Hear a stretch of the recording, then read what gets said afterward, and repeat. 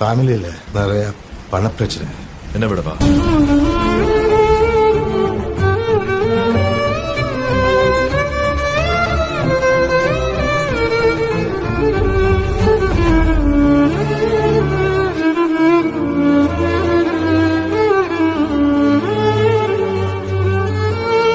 பணம்னா என்னன்னு சொல்ற கேளு. வயிற்று பிழப்புக்காக பிக் பாக்கெட் அடிச்சவன் ஜெயில இருக்கான். வயிற்றுல அடிச்சு பிழப்பு நடத்துறவன் பதவியில இருக்கான். பணம் கள்ளச்சாராய காய்ச்சினவன் கௌரவ டாக்டர் பட்டம் வாங்குறான். டாக்டர் ஆகணும்னு கனவோட படிச்சவன் கோச்சிங் சென்டர் போக முடியாம சாவறான். பணம் இருந்தா குடிச்சிட்டு காரை பிளாட்ஃபார்ம்ல ஓட்டலாம். பணம் இருந்தா காற்றை அடிச்சுக்கிட்டு நமக்கு நாமே செலவச்சுக்கலாம். பணம் இருந்தா என்ன வேணும்னாலும் பண்ணலாம். பணம் எதுக்குடா இவ்வளவு கஷ்டப்படுறீங்க சார்?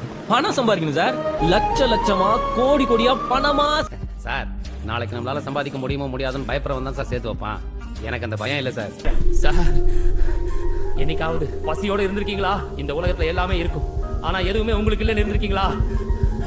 பசி தர பயம், கோபம், வன்மம், தனிமை உணர்ச்சி நமக்கு மட்டும் ஏன் இப்படி?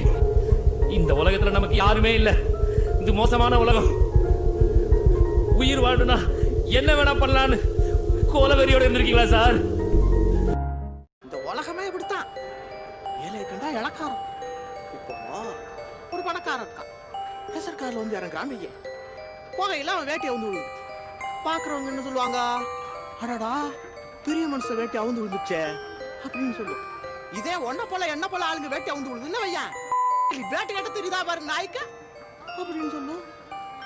பணம் ரொம்ப முக்கியம்டா கொடுக்காப்ல. லைஃப்பில் ஒருத்தன் பெரிய ஆள் ஆகாத வரைக்கும் அவனை இந்த ஊர் சராசரி மனுஷனை தான் பார்க்க முடியும். அதுவே அவன் கஷ்டப்பட்டு முயற்சி பண்ணி பெரிய ஆள் ஆகிட்டான்னு வச்சுக்க, அவன் ஜாதி என்ன, அவன் மதம் என்னன்னு தான் பேசுவானுங்க. அவன் பெருமை எவனும் பேச மாட்டான்.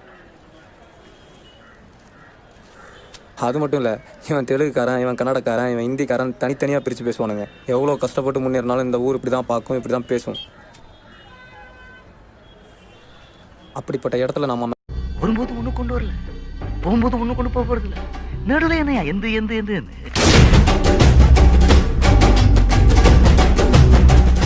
சாப்பிட்டது உடம்புலயே தங்கிட்டா உடம்பு கெட்டு போயிடும். சம்பாதிச்சது நாமளே வச்சுக்கிட்டா வாழ்க்கை கெட்டு போயிடும். எனக்கு இந்த பணத்து மேல ஆசையே இல்லை. ஆசைகள் எப்போ உங்களுக்கு குறையுதோ அப்போதான் நிம்மதி.